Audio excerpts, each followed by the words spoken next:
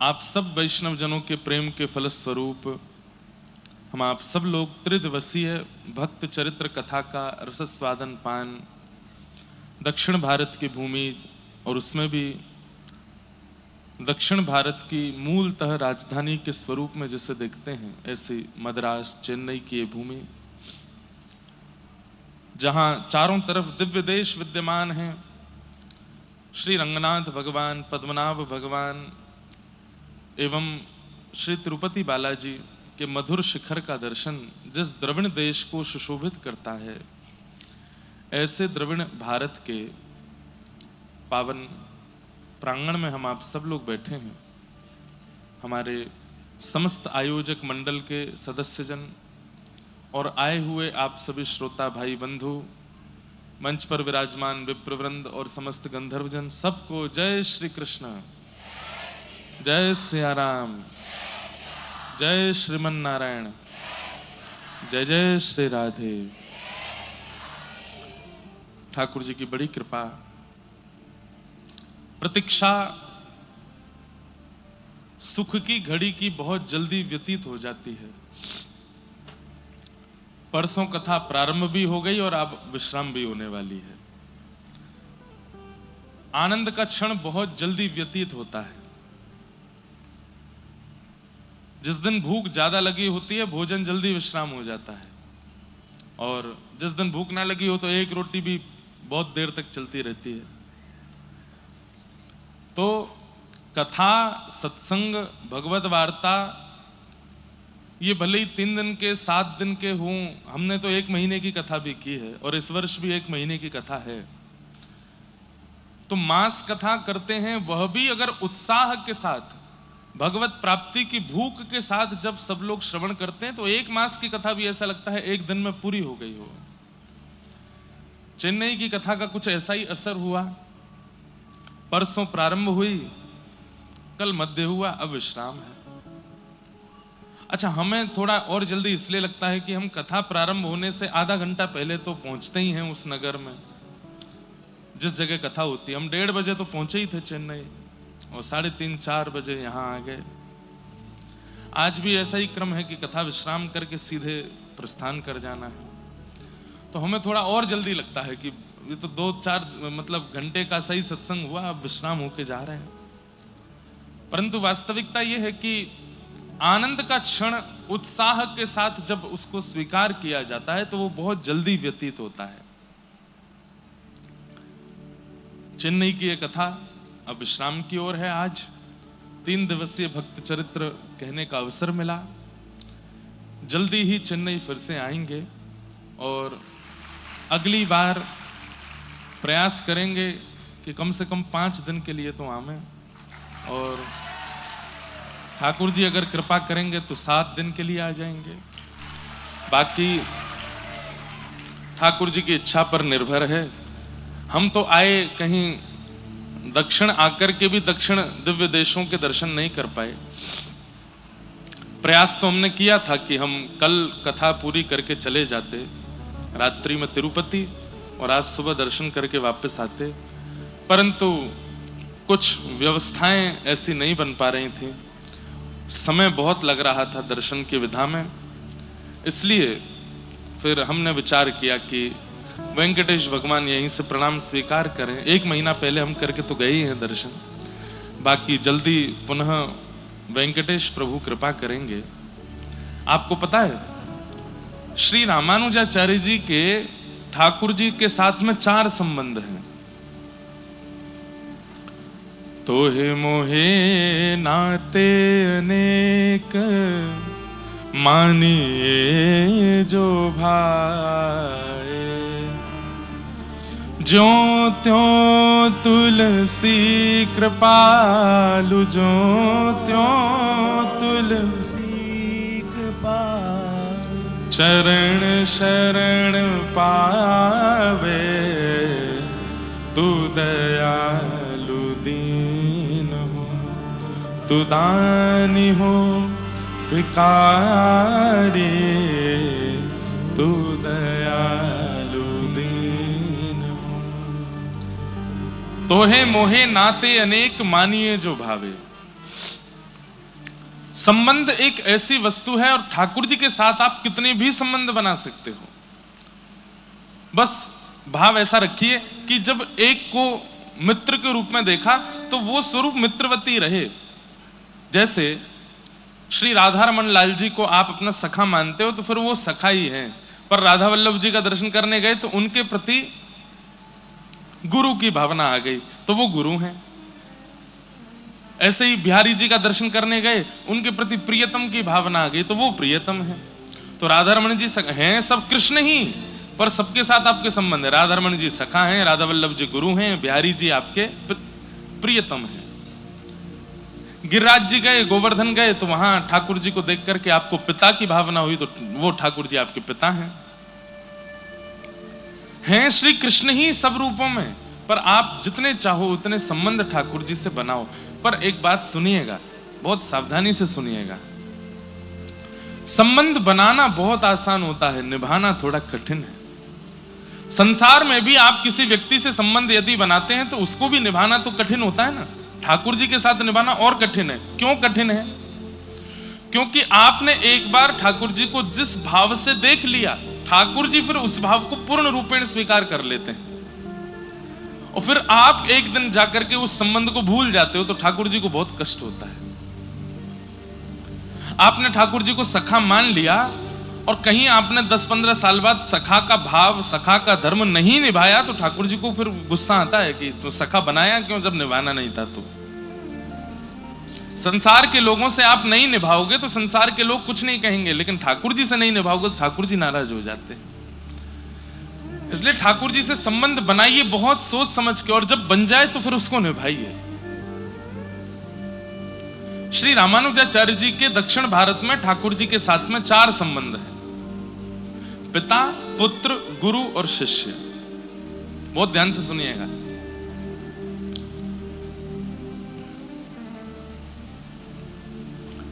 श्रीरंगम तमिलनाडु में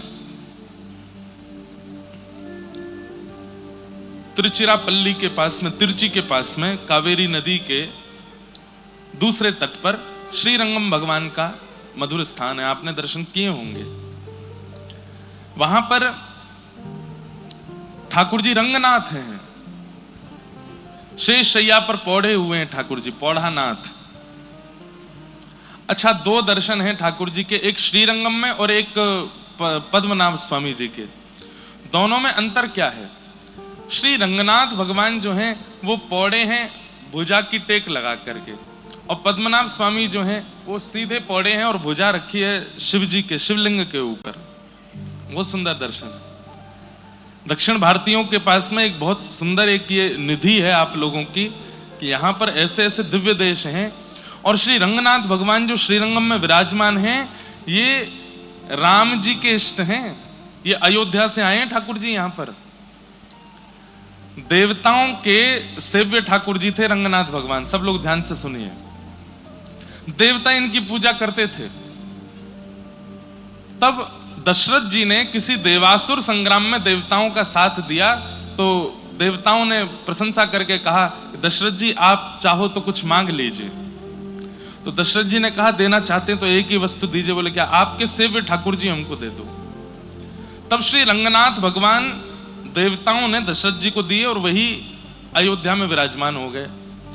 जब लंका पर विजय करके, रावण के ऊपर विजय करके राम जी वापस लौट करके गए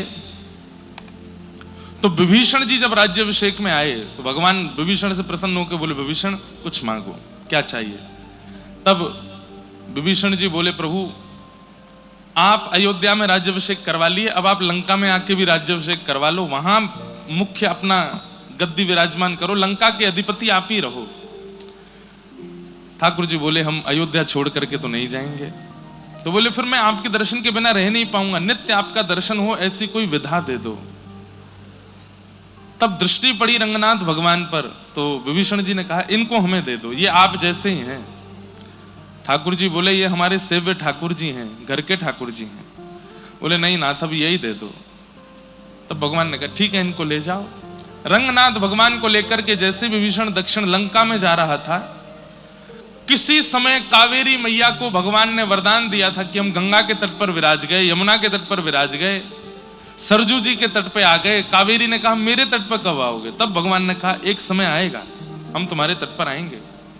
और जैसे ही विभीषण लंका की ओर लेके जा रहे थे ठाकुर जी को, उसी समय कावेरी के तट से जब निकले, विभीषण जी को एक आवश्यक क्रिया के लिए जाना पड़ा। ठाकुर जी को जैसे ही विराजमान किया, लौट करके आए तो ठाकुर जी फिर वहां से उठे नहीं और कहे विभीषण अब हम यहीं रहेंगे। बोले कि मैं दर्शन कैसे करूंगा? बोले चिंता नहीं करो, हमारा जो मुख है वो दक्षिण की ओर है, लंका की ओर है। जब जब तुम अपने लंका में अपने अंतःपुर से दर्शन करोगे तो हमारे शिखर का दर्शन हुआ करेगा। इसलिए दक्षिण भारत में सबसे ऊंचा गौपुरम जो है वो श्री रंगनाथ भगवान का है। रंगम, श्री रंगम। श्री रंगम मंदिर भी इतना बड़ा है कि आधा वृंदावन आ जाएगा श्री रंगम मंदिर में। और अब तो वृंदावन बड़ा हो गया, पुराना वृंदावन तो पूरा ही आ जाएगा, इतना बड़ा मंदिर है श्री रंगनाथ भगवान। तो विभीषण की ओर मुख करके, लंका की ओर मुख करके रंगनाथ प्रभु विराजमान हो गए। और आज भी विभीषण कहते हैं कि लंका से ही दर्शन करता है श्री रंगनाथ भगवान का। तो श्री रंगनाथ भगवान, श्री वरदराज भगवान, वो तो सब संभवतः चेन्नई से ज्यादा दूर नहीं है। वरदराज भगवान, कांचीपुरम, श्री रंगनाथ भगवान, श्री वरदराज भगवान, श्री संपत कुमार भगवान और तिरुपति बालाजी। तिरुपति बालाजी लोग बाग कहने लगे, परंतु वास्तव में उनका मूल नाम तो वेंकटेश भगवान है। भूदेवी, श्रीदेवी, पद्मावती, तिरुपति, इसलिए उन्हें तिरुपति कहा गया। तो इन चारों से रामानुज स्वामी जी के 4 संबंध हैं। श्री रंगनाथ भगवान को वो अपना गुरु मानते हैं रामानुज स्वामी जी, और रंगनाथ भगवान रामानुजाचार्य जी को अपना शिष्य मानते हैं। भगवान वहां पर गुरु रूप में हैं और रामानुजाचार्य जी शिष्य रूप में हैं। कांचीपुरम वरदराज भगवान, इनके प्रति रामानुजाचार्य जी का पिता का भाव है। वहां भगवान पिता हैं और रामानुजाचार्य जी पुत्र हैं। एक ही ठाकुर जी हैं लेकिन अलग अलग विधा में हैं। बेंगलोर के पास में संपत कुमार भगवान हैं, उनके प्रति रामानुजाचार्य जी का पुत्र का भाव है। ठाकुर जी वहां पुत्र हैं, रामानुजाचार्य जी वहां पिता हैं। और श्री तिरुपति बालाजी शिष्य हैं और रामानुजाचार्य जी वहां गुरु हैं। ये 4 संबंध आचार्य चरण के चारों रूपों में हैं। बहुत पूरा रामानुजाचार्य जी का चरित्र सुनाना पड़ेगा, तब जाकर के चारों विधा पुष्ट हो पाएंगे। ऐसी घटना हुई कि यामुनाचार्य जी विराजमान होते थे श्री रंगम में और श्री रामानुजाचार्य जी विराजते थे कांचीपुरम में। तो रामानुजाचार्य जी के मन में बड़ी प्रबल इच्छा हुई कि मैं दीक्षा ग्रहण करूंगा यामुनाचार्य जी से श्रीरंगम जाकर के। रामानुजाचार्य जी पूरी तैयारी कर चुके हैं कि मैं श्रीरंगम जाऊंगा, यामुनाचार्य जी से दीक्षा लूंगा। लेकिन ठाकुर जी को चिंता हो गई। ठाकुर जी मन में विचार किए, अगर रामानुजाचार्य और यामुनाचार्य ये दोनों मिल गए तो दोनों मिलकर के ऐसी भक्ति की पताका फहराएंगे कि कलयुग को इसी वक्त विश्राम होना पड़ेगा। सारे जनमानस, पूरी पृथ्वी का कल्याण हो जाएगा, सब वैकुंठ पहुंच जाएंगे। अगर रामानुजाचार्य जी यामुनाचार्य जी मिल गए तो पूरी पृथ्वी को वैकुंठ पहुंचा देंगे, एक भी जनमानस नहीं बचेगा पृथ्वी पर। तो फिर पृथ्वी चलेगी कैसे? सोचिए। ठाकुर जी को केवल राक्षसों की चिंता नहीं होती है, दुष्टों की चिंता नहीं होती, कभी कभी ये भी चिंता होती है ठाकुर जी की भक्त ज्यादा मिल गए तो इतना कल्याण हो जाएगा, पृथ्वी चलेगी कैसे? यामुनाचार्य जी ने जाकर के ठाकुर जी से कहा, मैं रामानुजाचार्य जी को बुलाना चाहता हूं, आज्ञा दें। मैं कब उनको बुला लूं? बोले 7 दिन में बुलाओ। यामुनाचार्य जी ने अपने शिष्य को कांचीपुरम भेजा। 4 दिन उसको पहुंचने में लगे। ठाकुर जी ने 7 दिन इसलिए बताए कि भाई 4 दिन जाने में लगेंगे, 4 दिन आने में लगेंगे। 8वें दिन जब रामानुजाचार्य जी यहां आएंगे तब तक यामुनाचार्य जी भगवत धाम जा चुके होंगे। इन दोनों का मिलन नहीं हो पाएगा। यामुनाचार्य जी ने अपने किसी शिष्य को भेजा, जाओ रामानुजाचार्य जी को लेके आओ। कांचीपुरम से। तो पहुंचने में तो 4 दिन लगे, लेकिन रामानुजाचार्य जी इतने उत्सुक थे यमुनाचार्य जी से मिलने के लिए कि लौट के आने में उन्होंने 3 ही दिन लगाए, 4 दिन नहीं लगाए। तो ठाकुर जी इतने घबरा गए, बोले ये दोनों मिल ही जाएंगे। 7वां दिन का अंतिम क्षण चल रहा था और उसी समय रामानुजाचार्य जी श्रीरंगम पहुंच गए। और जैसे ही पहुंचे हैं, अंतिम क्षण विश्राम होते ही 8वां दिन प्रारंभ हुआ और श्री यमुनाचार्य जी भगवत धाम प्रस्थान कर गए। दर्शन नहीं हो पाए रामानुजाचार्य जी। इतना रोए रामानुजाचार्य जी कि मैं जिन गुरु के लिए तड़प रहा था, उनके अंतिम दर्शन हो रहे हैं मुझे, उनका साक्षात्कार नहीं कर पाया मैं। तब ऐसा कहते हैं कि यमुनाचार्य जी की जब पधारे तो उनकी हाथ ऐसा था, 3 उंगली उन्होंने बंद कर ली अपनी, उन 3 उंगलियों से 3 आज्ञा की उन्होंने, मानो रामानुजाचार्य जी को। तो रामानुजाचार्य जी ने तीनों आज्ञा बोल दी, तो यमुनाचार्य जी की एक एक उंगली अपने आप खुलती चली गई और बिना जीवित अवस्था के भी रामानुजाचार्य जी को सत्संग मिल गया यमुनाचार्य जी का। लेकिन रंगनाथ भगवान से इतने नाराज हो गए रामानुजाचार्य जी, बोले आपने मेरे गुरु को मुझसे छीन लिया, आपने मेरे गुरु को मुझे दर्शन नहीं करने दिया, अब मैं वचन देता हूं कि मैं श्रीरंगम कभी नहीं आऊंगा। और ऐसा कहकर के रामानुजाचार्य जी वहां से चले गए। अभी तो प्रसंग में थोड़ा सुना रहा हूं, कभी अवसर मिले तो आप YouTube पर जयपुर की भक्तमाल कथा सुनना इस वर्ष की। उसमें रामानुजाचार्य जी, श्रीमद वल्लभाचार्य जी और श्री चैतन्य महाप्रभु, इन तीनों का चरित्र सुनाया, यथामति जैसी गुरुदेव की आज्ञा। उसमें बहुत विस्तृत प्रसंग है इसका। रामानुजाचार्य जी चले गए।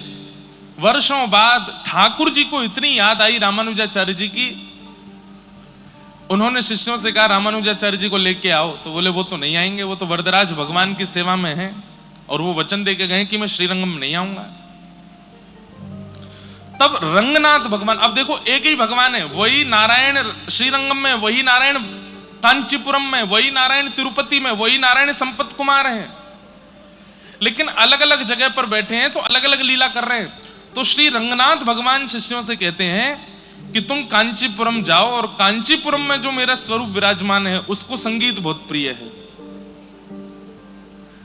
वहां के एक आचार्य हैं, उनके पुत्र बहुत अच्छा संगीत करते हैं, उनके द्वारा संगीत कराओ और संगीत का जब गायन वादन होगा तब मेरा वो स्वरूप प्रसन्न होकर के कहेगा वरदान मांगो, तब वरदान के रूप में रामानुजाचार्य जी को मांग के ले आना। तो श्रीरंगम से अद्भुत संगीत के पुरोधा एक गुरु के पुत्र गए और वहां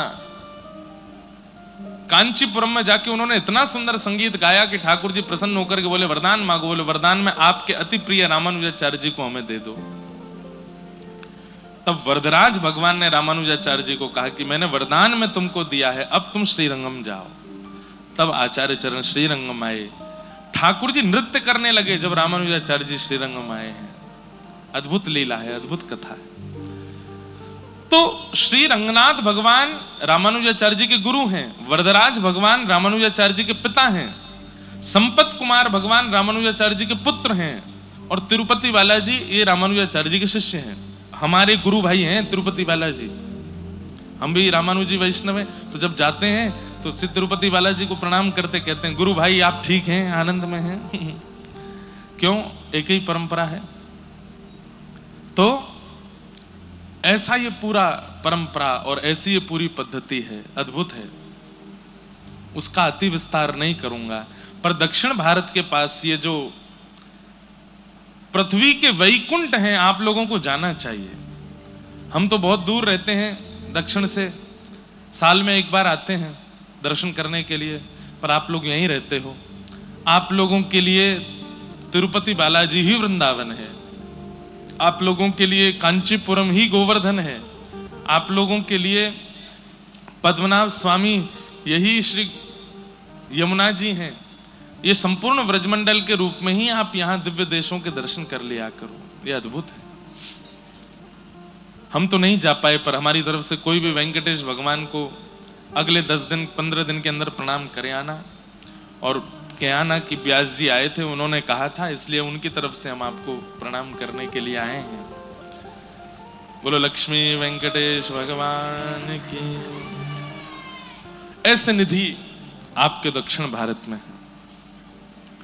हम लोग कल चरित्र सुन रहे थे श्री कबीर दास जी का, और कबीर दास जी के चरित्र में कल हम लोगों ने श्रवण किया कि ना तो उनकी काटापीटी करवा पाए, ना उनको मदरसे में पढ़ा पाए, किसी भी प्रकार की कोई भी क्रिया माता पिता अनुचित उनके साथ करवा नहीं पाए।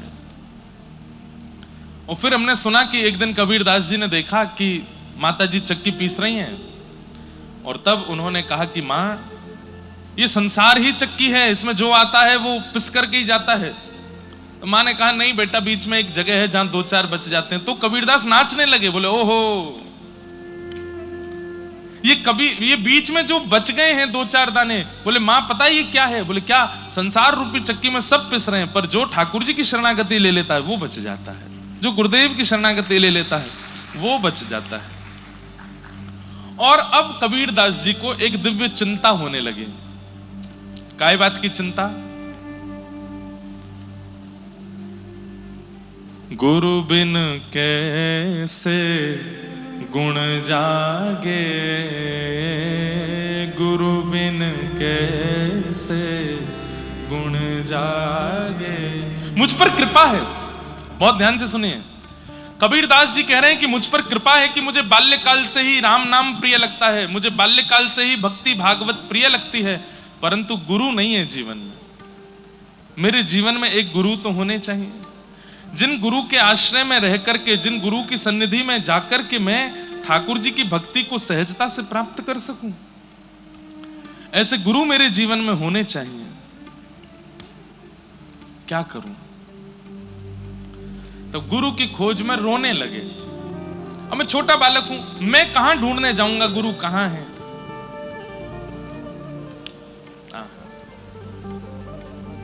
बंधुओं, पहली बार जीवन में ऐसा हुआ है, ध्यान से सुनिए।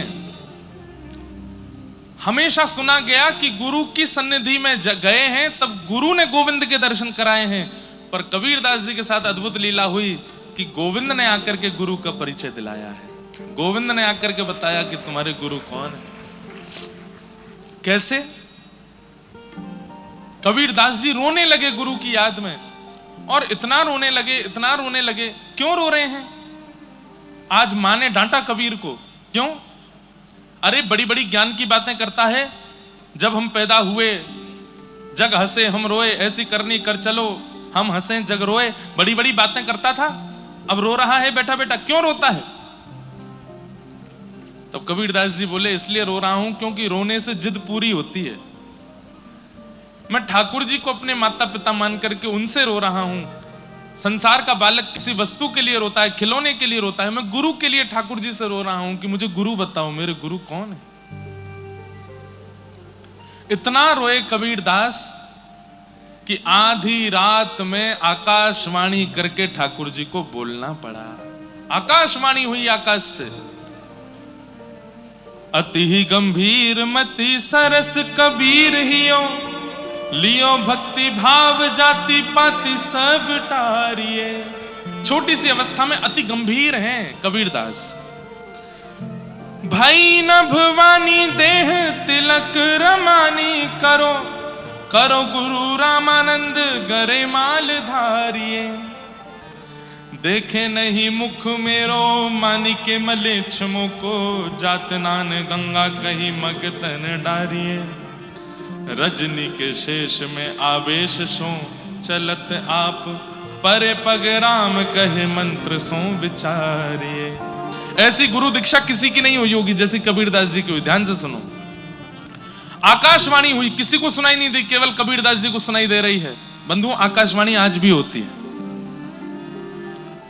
कभी कभी जब आप परम धार्मिक हो जाते हैं, परम सात्विक हो जाते हैं, परम निर्वैर निर्गुण हो जाते हैं, तो एकांत में जब आप बैठते हैं तब आपके मन में ऐसे विचार उत्पन्न होते हैं जो आपने कभी सुने नहीं, कभी कहे नहीं, कभी बोले नहीं। वो आकाशवाणी है, ठाकुर जी आज्ञा देते हैं। ठाकुर जी ही आपको आकर के कहते हैं कि तुम ऐसा करो। आपके मन में घर बनाने की इच्छा हुई, ये आकाशवाणी नहीं है।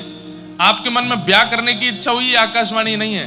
आपके मन में कुछ धन कमाने की इच्छा हुई, ये आकाशवाणी नहीं है। पर इन सब संसार के विचार व्यवहार के बीच में आपके चित्त में कोई परम धर्म करने की इच्छा हो जाए, ऐसा करना चाहिए, ये आकाशवाणी है।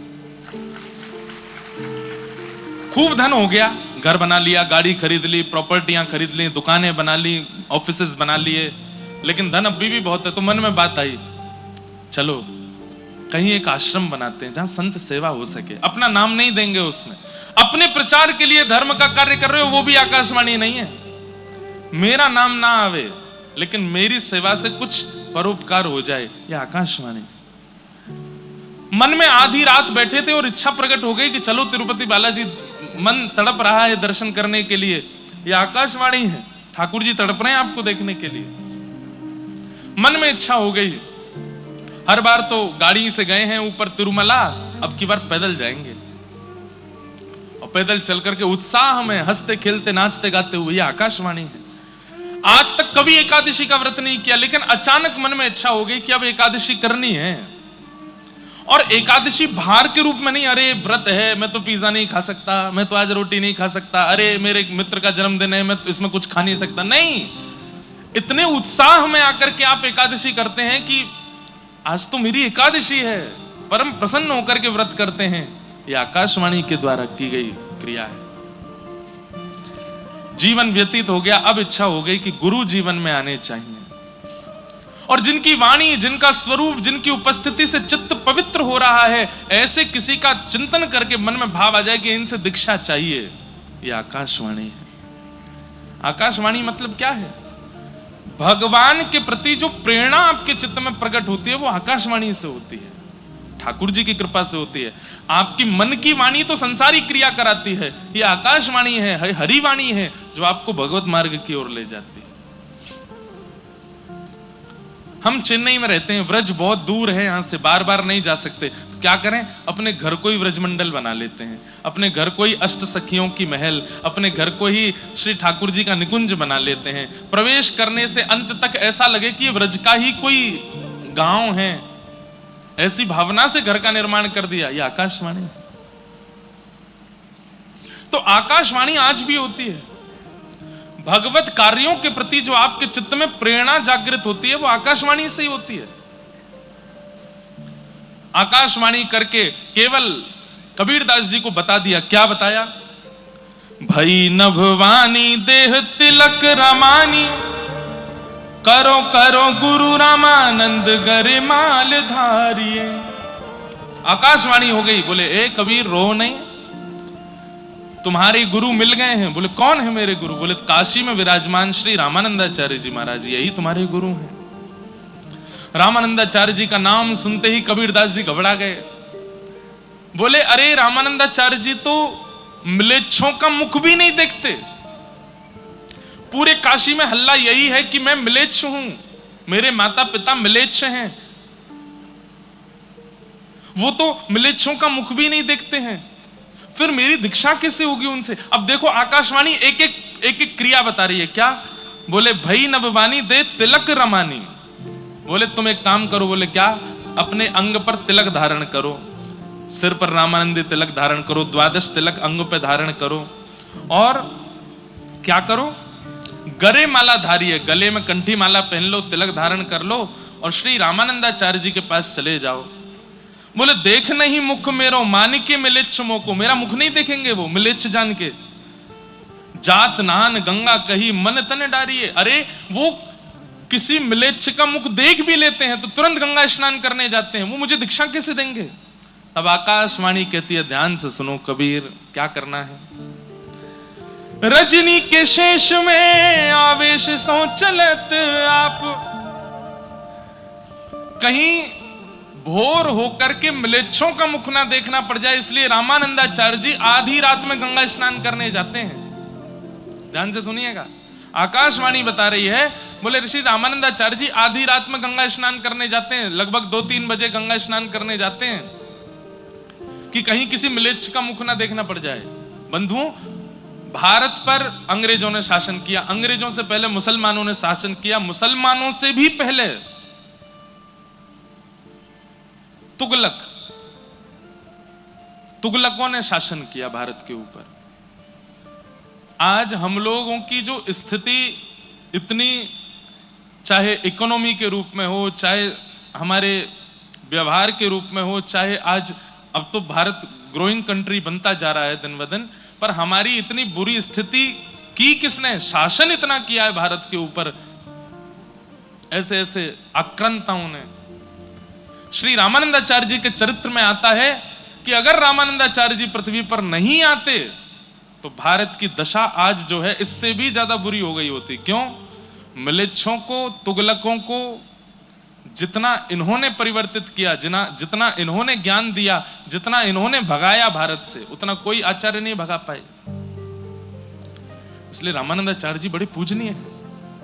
सब आचार्य पूजनीय, साक्षात राम जी ही रामानंदाचार्य जी के रूप में आए। तो बोले कि वो सुबह स्नान नहीं करते हैं गंगा जी में, रात में स्नान करने जाते हैं, कहीं मिलेच्छों का मुख ना देखना पड़ जाए। इसलिए तुम क्या करो? बोले क्या करूं? बोले जहां रामानंदाचार्य जी रहते हैं वहां से गंगा जी के नीचे उतरने वाली घाट की जो सीढ़ियां हैं वहीं पे सो जाओ और उल्टे सो जाना, लेट जाना। जैसे ही वो नीचे उतरेंगे उनका चरण तुम्हारे अंग पर पड़ेगा और उनके मुख से जो शब्द निकलेगा उसी को गुरु मंत्र मान लेना, हो जाएगी तुम्हारी दीक्षा।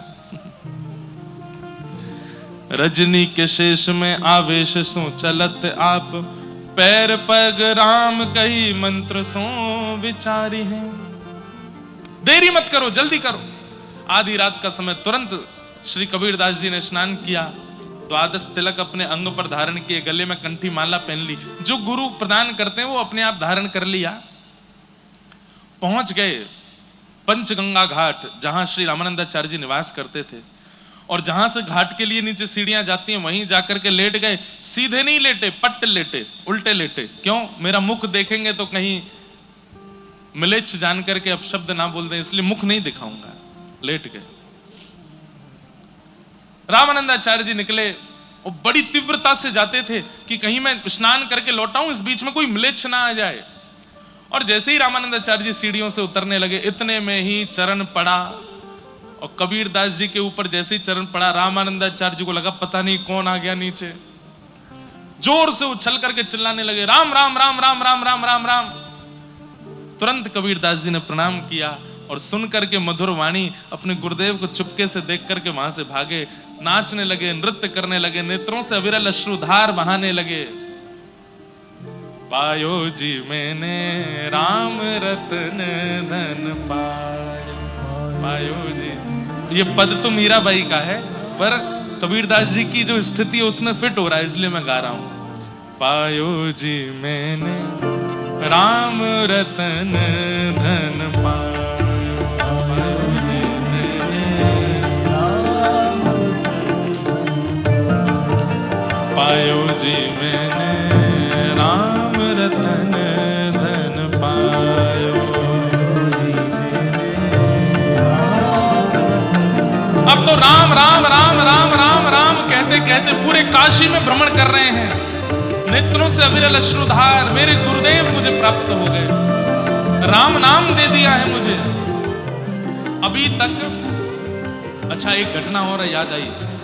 कबीरदास जी अपने घर पहुंचे तो घर पहुंच करके राम राम राम राम चिल्ला रहे थे।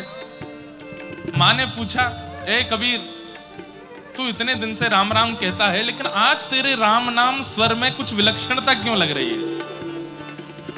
तू रोज राम राम बोलता है, पर आज तेरा राम जब मुख से निकलता है तो तेरे आंखों से इतने आंसू क्यों आ रहे हैं? ये कंठ में इतने करुण भाव क्यों हैं? बोले, मां, मैं जलेबी बना रहा था, पर जलेबी बनानी जिनको आती है वो समझ जाएंगे, उसको केवल तल रहा था, लेकिन पाकर के देखता था तो जलेबी तो है, तली हुई तो है, फूली हुई तो है, पर उसमें रस नहीं था, क्योंकि चाशनी में नहीं डाली थी। ये चाशनी कौन है? बोले, कृष्ण नाम, राम नाम, ये सब जलेबियां हैं। हम बिना गुरु के जब इसका उच्चारण करते हैं तो समझो वो तली भुनी तो है, लेकिन जब गुरु हमारे कान में मंत्र बोल देते हैं तो मानो जैसे उस नाम में चाशनी घुल जाती है, उसमें स्वाद आ जाता है। आज गुरुदेव ने नाम सुना दिया है तो अब राम नाम चाशनी बन गई है। मां, अब जितनी बार उच्चारण कर रहा हूं उतनी बार धनुर्धारी राघवेंद्र सरकार मेरे सामने प्रकट हो रहे हैं। मां, मैं क्या बताऊं? आकाशवाणी के द्वारा आपकी गुरु दीक्षा श्री रामानंदाचार्य जी से संपन्न हुई। बंधुओं, श्री कबीरदास जी अब तो तिलक धारण कर लिए, गले में कंठी माला पहन लिए, अब तो प्रेम से राम नाम और ऊंचे स्वर में गाते थे, खूब भाव से भजन करते थे। एक बार एक राजा, ये मुगल शासन के तुगलक राजा आदि, तुर्की के राजा आदि, ये सब लोग भारत में आते थे क्योंकि यहां बड़े बड़े सिद्ध संत रहते थे, और वो सिद्ध संत अपने भजन के प्रताप से करते तो वो भजन का प्रताप ही थे, लेकिन वो इन लोगों को चमत्कार लगता था। मरे हुए को जीवित कर देना, बिना धन के, बिना किसी के बड़े बड़े महल खड़े कर देना, ऐसे ऐसे सब क्रिया। सिद्धों की भूमि थी भारत, आज भी है, आज भी बड़े बड़े सिद्ध रहते हैं भारत में। तो ये सब लोग चमत्कार देखने के लिए आते थे भारत में।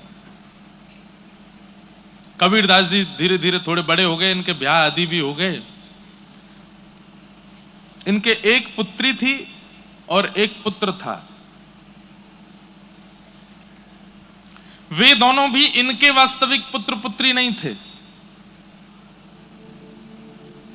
उनके विषय में भी कथा आती है कि एक बार एक राजा यहां पर चमत्कार देखने के लिए आया, तो राजा ऐसे नहीं कहते कि चमत्कार दिखाओ, कोई परिस्थिति बिगड़ी दिखती तो वहां ले जाके सिद्धों से बोलते कि इसको सही करके दिखाओ, नहीं तो हम तुमको मार देंगे।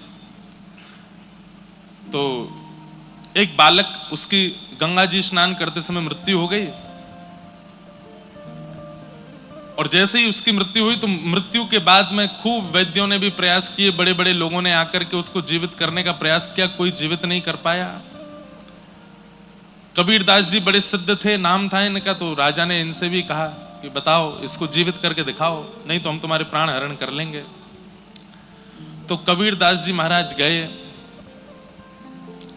और जाकर के उस शव, फूल गया था पानी में उस बालक का शव, कबीरदास जी सामने खड़े होकर के बोले, राम नाम के प्रभाव से तुम जीवित हो जाओ। नहीं हुआ जीवित। काशी में भजनानंदियों के प्रभाव से तुम जीवित हो जाओ। नहीं हुआ जीवित। दो चार बातें और कहीं, उनसे जीवित हो जाओ। नहीं हुआ जीवित। अंत में कबीरदास जी बोल गए, मुझ कबीर के भजन के प्रभाव से जीवित हो जाओ। जैसे ही कहा तुरंत वो बालक जीवित हो गया, उठ करके बैठ गया। और देख करके महाराज सब लोग आश्चर्यचकित हो गए। कबीरदास जी भी बोले, वाह ठाकुर, क्या तुम्हारी लीला। मैंने कहा तुम्हारे नाम से जीवित हो जाओ, तो नहीं हुआ, मेरे नाम से जीवित कर दिया उसको। मानो ठाकुर जी परीक्षा ले रहे हैं, देखें कबीरदास को अपने ऊपर अभिमान होता है कि नहीं। पर नहीं, कबीरदास जी को अभिमान नहीं है।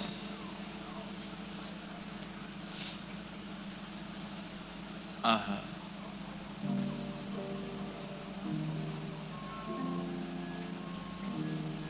ऐसे ही उसको अपना पुत्र माना। एक राजा की पुत्री मारी गई, मर गई, उसको भी इन्होंने अपनी कानी से जीवित कर दिया, तो फिर वही इनकी पुत्री हुई। ऐसे इनके दो, एक पुत्र एक पुत्री हुई।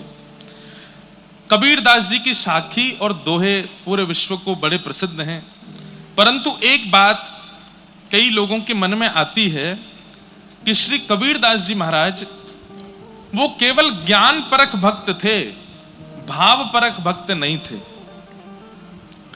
मतलब जैसा मैंने कल बताया कि भक्तिमती मीराबाई, गोस्वामी तुलसीदास जी महाराज, सूरदास जी महाराज, कुम्भनदास जी महाराज, ये सब ठाकुर जी के प्रेम स्वरूप के भक्त हैं। इन्होंने ठाकुर जी के यश को खूब गाया। कबीरदास जी ने ठाकुर जी का यश नहीं गाया, ठाकुर जी का नाम जपो, यही यश गाया। और कबीरदास जी की भक्ति में एक विशेष बात और है, बाकी के सब भक्त दूसरों को समझाते हैं, कबीरदास जी किसी को नहीं समझाते, खुद को समझाते हैं, अपने मन को ही समझाते रहते हैं। रे मन राम भजो, अपने ही मन को समझाया कबीरदास जी ने, दूसरों को नहीं समझाया। कबीरदास जी के इस भाव से पता चलता है कि कबीरदास कह रहे हैं कि भाई दूसरों को ज्ञान बाद में दीजिएगा, पहले खुद को समझाइए, पहले खुद को सुधारिए। तुम सुधर जाओगे, पूरा विश्व सुधरने लगेगा। खुद को संभालो। तो कबीरदास जी के विषय में एक बात सबके मन में आती है कि वे ज्ञान परक भक्त थे, भाव परक नहीं। वो भक्ति नहीं करते थे। ठाकुर जी की प्रेम लक्षणा भक्ति में उनकी ज्यादा रुचि नहीं थी। ऐसी भावना लोगों के चित्त में उनके दोहे, शाकी, पद आदियों को पढ़ करके समझ आती है। पर ऐसा ही एक अपराध हो गया हमारे व्रज के रसिक महात्मा से। हमारे व्रजमंडल में सप्त निधियों में जो पांचवी निधि है, पांचवी निधि कौन से हैं? गोविंद देव, मदन मोहन, गोपीनाथ, राधारमण और फिर जुगल किशोर।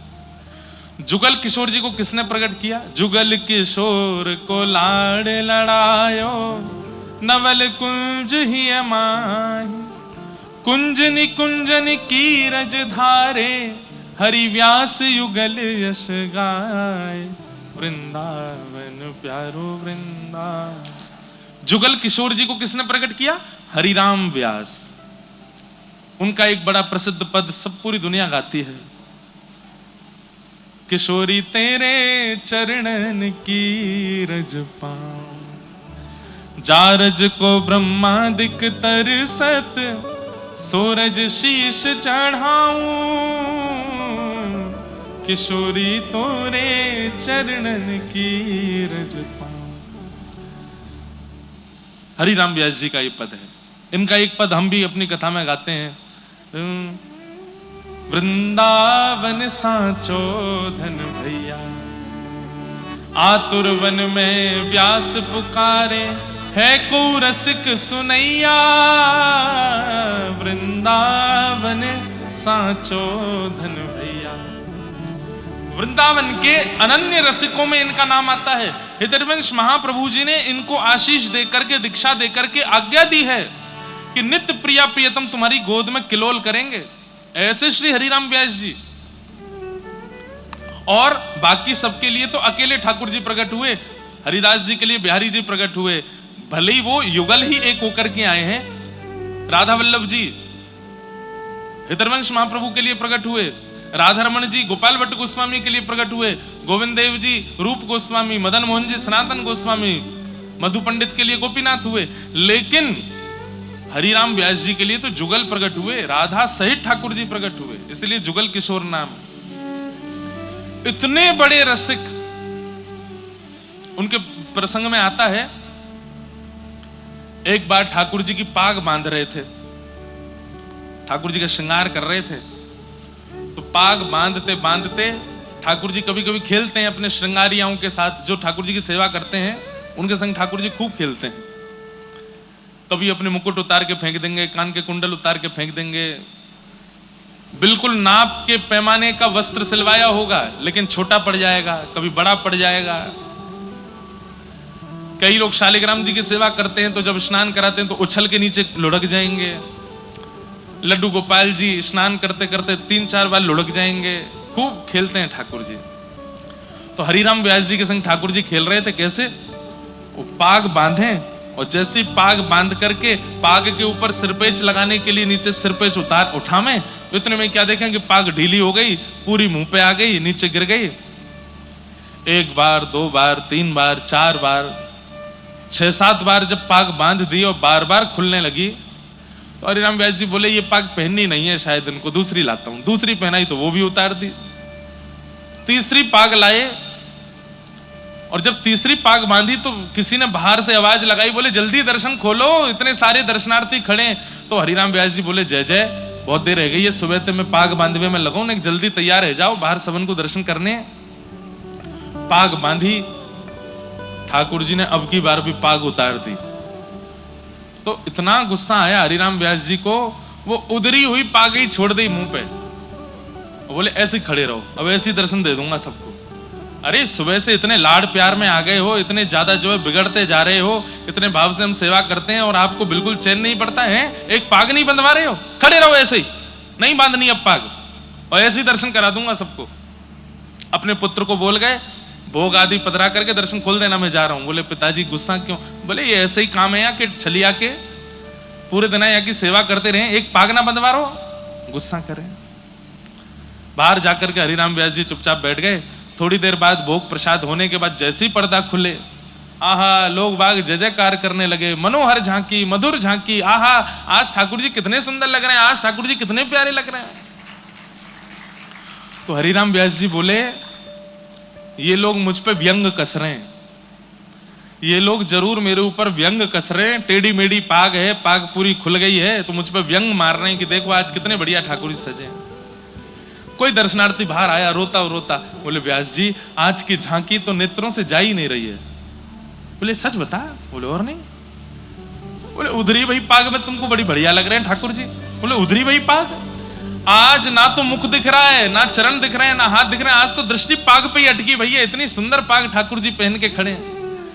भीतर जाकर के जैसे हरिराम व्यास जी ने देखा तो क्या पाया, आज इतनी सुंदर पाग और उस सुंदर पाग के ऊपर 10-15 मोर पंख ऐसे लटका करके ठाकुर जी ने इतनी सुंदर पाग, पुत्र को बुलाया। हरिराम व्यास जी बोले तूने बांधी पाग? बोले नहीं पिताजी, आप जैसी छोड़ गए थे वैसी थी, पता नहीं कैसे बांध ली। तुरंत हरिराम व्यास जी के नेत्र बंद हो गए, और नेत्र बंद होते ही मन में झांकी प्रकट हुई क्या, कि जैसे ही ये, अरे सुनो तो बात, चेन्नई वारेन की जय हो, बात तो सुनो पूरी।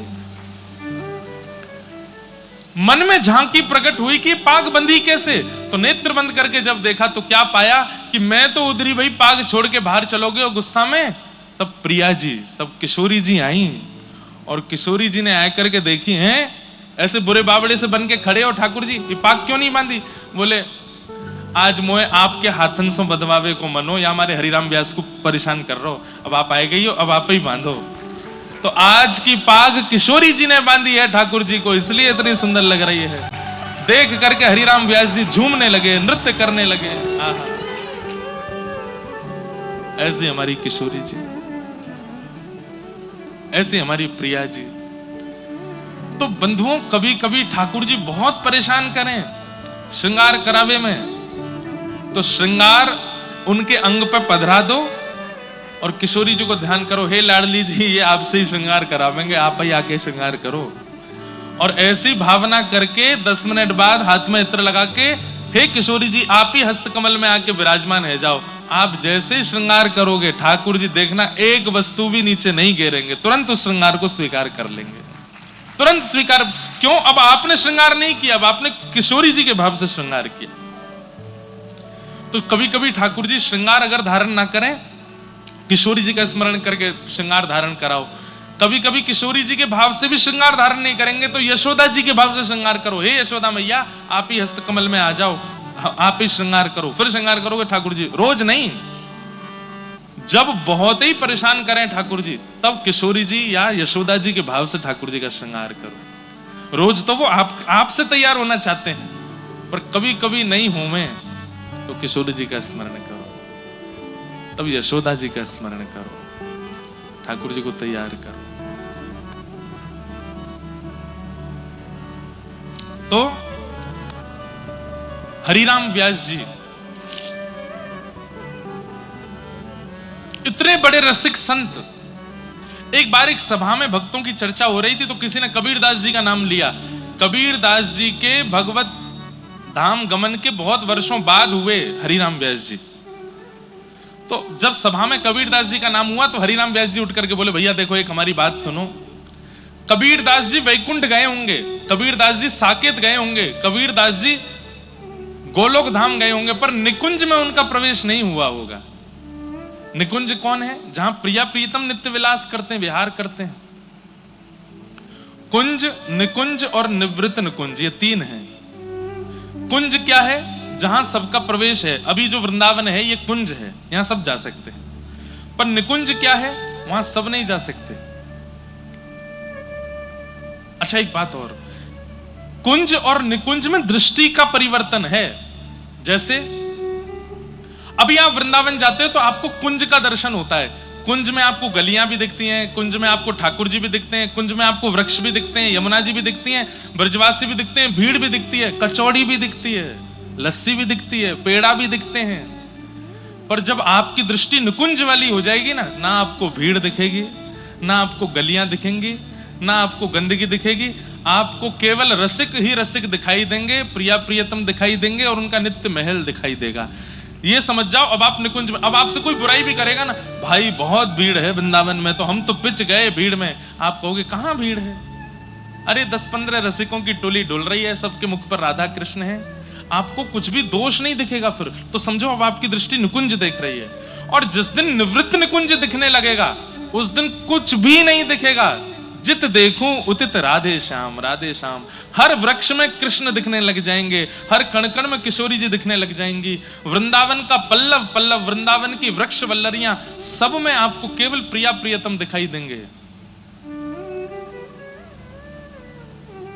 हमारे व्रज के रसिया गाते हैं, हमारे व्रज के रास में गाते हैं कि निकुंज में जब आ जाओगे तो कैसी दृष्टि हो जाएगी। ये देखो श्याम, ये देखो श्याम, यही तो है मेरे जीवन प्राण। नैनाभिराम पंख मुस्कान, नैनाभिराम पंख मुस्कान। बोह मरोड़ लजावत कान, बोह मरोड़ लजावत कान। ये देखो श्याम, ये देखो श्याम, यही तो है मेरे जीवन प्राण। ये देखो श्याम, ये देखो श्याम, यही तो है मेरे जीवन प्राण। सब जगह ठाकुर जी दिखेंगे, कोई अच्छा कोई बुरा नहीं दिखेगा, सब जगह केवल श्याम सुंदर। ये निकुंज दृष्टि है, निवृत्त निकुंज दृष्टि। समझ गए कुंज निकुंज निवृत्त निकुंज। अभी आप क्या देखते हो? जाओ कल वृंदावन होके आओ, परसों आकर के हमें बताना क्या दिखा। महाराज जी बहुत भीड़ थी, रिक्शा घूम रहे थे, टमटम वाले घूम रहे थे, कहीं कहीं लस्सी भी बढ़िया मिल रही थी, कहीं पेड़े भी थे, कहीं पर चीले बन रहे थे, कहीं पर क्या बोलते हैं उसको, क्या बोलते हैं, कचौड़ी बन रही थी, कहीं समोसे बन रहे थे। बिहारी जी भी बढ़िया लग रहे थे पर भीड़ बहुत थी। राधा वल्लभ जी भी सुंदर लग रहे थे पर भीड़ बहुत थी। राधा रमण जी में तो पांव रुकने की जगह नहीं थी। इसका मतलब आप कुंज देख करके आए हो, पर निकुंज देख करके आते तो आपको केवल और केवल रसिकों के दर्शन और श्री प्रिया प्रियतम। अरे महाराज जन्माष्टमी का दिन था और एक भाई हाथ में एक थैला लिए घूम रहा था वृंदावन में, उसमें 1.5-2 लाख रुपए पड़े थे। तभी एक बंदर आया, बंदर ने आकर के वो थैला छीन लिया उससे और थैला छीन करके ले गया ऊपर किसी छत पे। और बंदरों का तो काम है, उनको क्या पता नोट क्या है। बंदर ने वो थैला वेला फाड़ के सारे नोट निकाले और सब ऐसे ऐसे करके उछालने लगे। वहां भीड़ लग गई नीचे महाराज लोगों की, 500-500 के नोट लोग लूट लूट के ले जा रहे। बंदर लुटा रहा ऊपर से, और जिस व्यक्ति का वो बैग लुटा था वो नाच रहा था। किसी ने उससे कहा भाई तेरे 1.5-2 लाख रुपए उड़ा दिए, तू नाच रहा है। बोले आज जन्माष्टमी है, मैं तो कंजूसी कर रहा था बांटने में, ठाकुर जी ही आए हैं और आकर के देखो पूरी बधाई लुटा रहे हैं। ये क्या है? निकुंज दर्शन। अब उसकी दृष्टि में वो बंदर नहीं है, उसकी दृष्टि में वो 1.5 लाख बर्बादी नहीं है। उसकी दृष्टि में क्या है? बोले आज जन्माष्टमी है, मैं तो कंजूसी कर रहा था बांटने में, ठाकुर जी ने ही योजना बना करके लुटवा दिए सबरे। बधाई हो कह करके नाचने लगा। ये निकुंज दर्शन है। और निभृत निकुंज कैसा होता है? निभृत निकुंज में तो आपको मंदिर भी नहीं जाना पड़ता, जहां बैठोगे वहीं नेत्र बंद करके आपको अनुभव हो जाएगा। आज बिहारी जी ने नीली पोशाक पहनी है, आज सिर पर टेढ़ी पाग धारण करी है, उस पर मोंगरा सुंदर सुशोभित हो रहा है। आज ठाकुर जी का ऐसा, आज ठाकुर जी की प्रसादी में क्या बना होगा आपको वहीं। ये निभृत निकुंज है। हमारा भजन, व्रज की परंपरा वालों का भजन इसीलिए है कि हम कुंज से निकुंज में पहुंचे और निकुंज से निवृत्त निकुंज में पहुंचे, हमारी दृष्टि बदल जाए। जहां केवल दोष दिख रहे हैं वो निकुंज निवृत्त निकुंज नहीं है। जहां हर भाव में केवल और केवल भाव ही दिख रहा है। हाँ। तो श्री हरिराम व्यास जी कौन है? ये निकुंज उपासक हैं। जब इन्होंने सभा में कबीरदास जी का नाम सुना तो बोले भैया देखो क्षमा करना, कबीरदास जी ज्ञानी थे, कबीरदास जी वैरागी थे, पर कबीरदास जी रसोपासक नहीं थे। कबीरदास जी निकुंज की प्राप्ति नहीं कर पाए होंगे। कबीरदास जी को वैकुंठ मिला होगा, साकेत मिला होगा, लेकिन ठाकुर जी का निवृत्त निकुंज नहीं मिला होगा। इस बात को जैसे ही इन्होंने बोला तो हरिराम व्यास जी को नित्य नेत्र बंद करके ठाकुर जी के युगल सरकार का दर्शन होता था। आज जब रात्रि में नेत्र बंद करके बैठे तो युगल सरकार नहीं दिखे। मन में विचार किया ठाकुर जी व्यस्त हैं इसलिए नहीं दिख रहे। अगले दिन सुबह फिर चिंतन किया, फिर नहीं दिखे। 4-5 दिन तक ठाकुर जी का अनुभव नहीं हुआ तो ये रोते बिलखते हुए श्री हितरवंश महाप्रभु के पास गए और जाकर के बोले कि मुझे ठाकुर जी का अनुभव नहीं हो रहा है। तब हरिवंश महाप्रभु ने कहा, निश्चित ही तुमने कोई किसी भक्त का अपराध किया है। तब किसी ने बताया, बोले आप 5 दिन पहले एक सभा में कबीरदास जी के लिए कह रहे थे कि उनको निकुंज नहीं मिला। अरे भैया, अभी इसी वक्त जाओ, जमुना जी में स्नान करके कबीरदास जी का चिंतन करके उनको प्रणाम करो।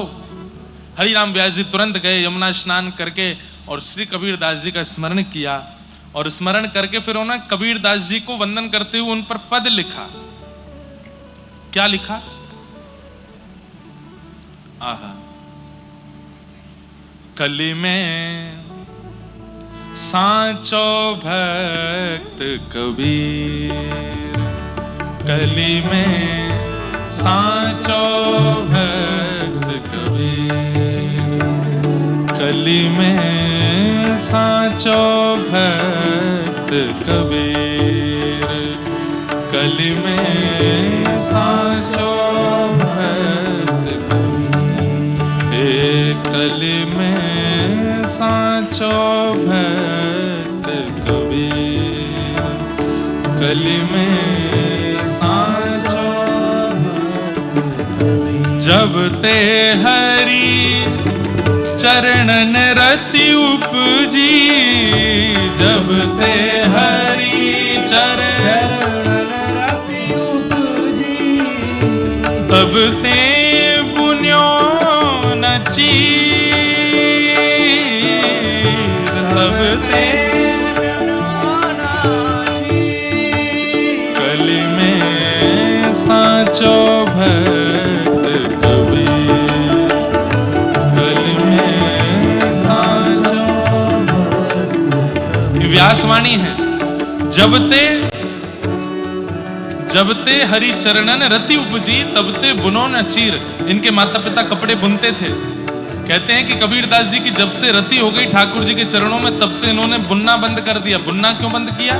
बोले केवल उतना ही कपड़ा बुनते हैं जिससे घर परिवार चल जाए, उससे ज्यादा बुनने की इनकी इच्छा नहीं होती। अरे और कपड़े बुन करके और धन भी कमा सकते हैं, पर नहीं, जितने से रात का भोजन हो जाए, रात के बाद सुबह का भोजन हो जाए, केवल इतने ही कपड़े बुन करके बेचते हैं। और वो भी बेचते नहीं है। आदमी पूछता है कितने का है, बोले जो तुम दे दो उतने का है, जितना दे दो। और कई बार व्यक्ति प्रसन्न होकर ज्यादा भी देता तो बोले नहीं नहीं नहीं, इतना नहीं, इतना बहुत है बस। कली में सांचो भक्त कबीर, कली में। एक बात तो माननी पड़ेगी भैया, आपको ठाकुर जी ने चुना है तो आपके मन की एक स्थिति बन जाएगी। क्या? आप संग्रह नहीं करोगे, आप लुटाओगे। ठाकुर जी अगर आपको स्वीकार कर लेंगे तो ये जमा करने की इच्छा नहीं हुआ करेगी। ठाकुर जी स्वीकार कर लेंगे तो लुटाने की इच्छा हुआ करेगी, देने की इच्छा हुआ करेगी। अपने ऊपर ऐशो आराम में खर्च करना, उसको मत मान लीजिएगा कि हाँ ठीक है महाराज जी, रात को क्लब में जामे, इतना उड़ाया मैं, सुबह पिए खाएं, उसमें कर दें खर्चा, यही बहुत है। ये भी तो एक प्रकार से खर्चा ही है कि लुटा रहे। नहीं, दूसरों को देने का मन होगा, दूसरों की सेवा में लगाने का मन हो तो समझ जाओ ठाकुर जी ने स्वीकार कर लिया। यमुना जी के तट पर बैठ करके हरिराम व्यास जी ने जब ये पद गाया, पद विश्राम होते ही नेत्र बंद किए, नेत्र खोल के देखा तो श्री यमुना जी से कबीरदास जी प्रकट हो गए।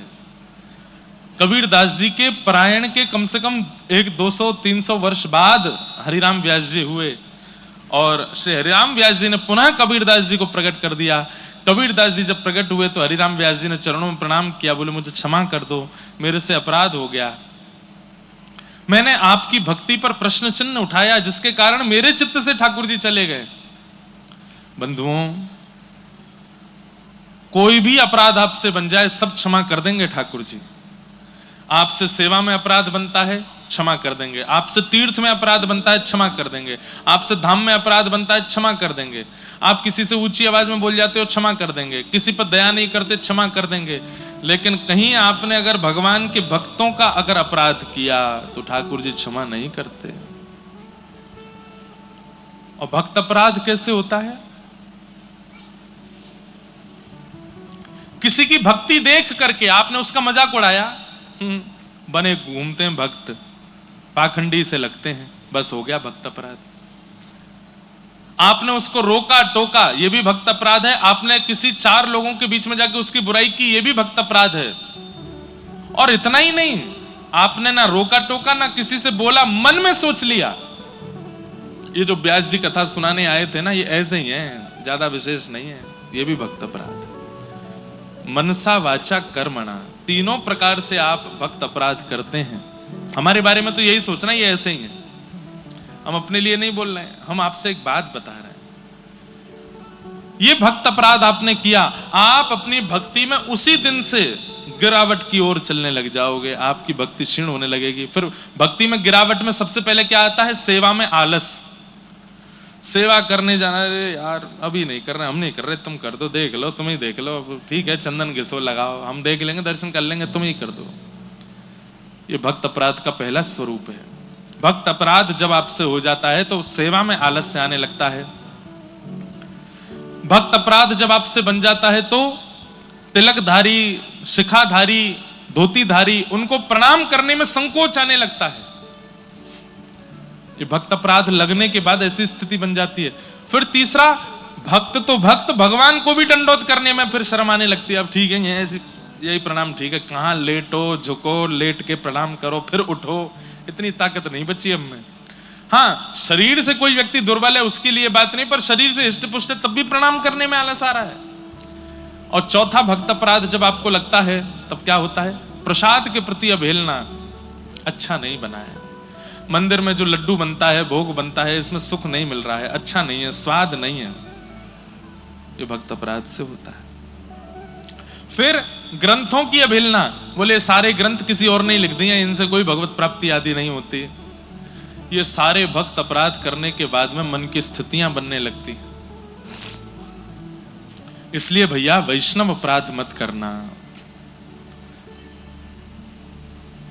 वैष्णवों से ठाकुर जी बहुत प्रीति करते हैं, बहुत ज्यादा प्रीति करते हैं। ठाकुर जी को इतने प्रिय लगते हैं वैष्णव। एक श्रीनाथ जी के परम भक्त हुए श्री त्रिपुरदास जी महाराज, क्या नाम था? त्रिपुरदास। एक राजा के यहां मंत्री पद पर थे, तो इनको जितना भी वेतन मिलता था उस वेतन से खूब सारा धन निकाल करके श्रीनाथ जी की पोशाक की सेवा करते थे। बंधुओं, आज भी हमारे श्रीनाथ जी, श्रीजी बाबा, उनकी पोशाक में जो गोटे लगते हैं ना, वो असली सोने चांदी के लगते हैं आज भी। इसलिए ठाकुर जी की पोशाक हर किसी को नहीं दी जाती। कई पोशाकों में जरी जो लगती है, कई पटकों में जो लहरिया आपको दूर से गोटा दिखाई देता है, वो असली सोने चांदी का होता है श्रीनाथ जी की पोशाक में। तो खूब महंगे वस्त्र बनवा करके त्रिपुरदास जी श्रीनाथ जी को भेजते थे। किसी ने राजा से जाके इनकी शिकायत करके उल्टी सीधी बातें भिड़ा करके बोल दी, राजा ने इनको मंत्री पद से हटा दिया। मंत्री पद से हटने के बाद भी ये प्रसन्न थे, कोई बात नहीं, पैसा अभी मेरे पास है, मैं सेवा करता रहूंगा। सेवा करते करते वो पैसा भी खत्म होने लगा, अब इनके पास पैसे नहीं बचे। जाड़े के दिन आए, सर्दियों के दिन आए। सर्दियों में हमारे श्रीनाथ जी एक विशेष प्रकार का कंबल पहनते हैं, उसको गगदल बोलते हैं। जैसे हमने ये बगलबंदी पहनी है ना, इधर बांध के भीतर बांध के, ऐसे एक कंबल बनता है, वो भी ऐसी बंध जाता है कपड़े की तरह। मतलब ये बगलबंदी जो है ये कॉटन की है, इसी को ऊनी बना दो तो यही गगदल कहलावे। ऐसी गगदल श्रीनाथ जी पहनते हैं। तो श्रीनाथ जी की गगदल जब तैयार हुई, ठाकुर जी को धारण जब कराई गई, तो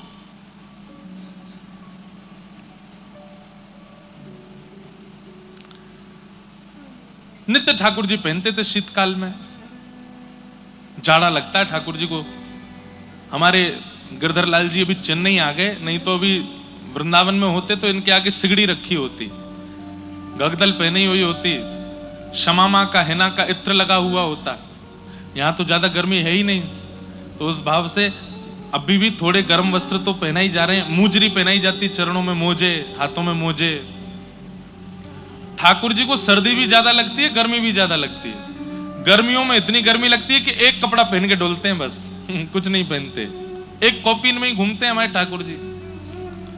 और सर्दियों में इतनी सर्दी लगती है केवल ये दिखता है और कुछ दिखता ही नहीं है, इतना ढक लेते हैं खुद को। अभी वसंत पंचमी आएगी, वसंत पंचमी के दिन ठाकुर जी के मोजे उतार दिए जाते हैं।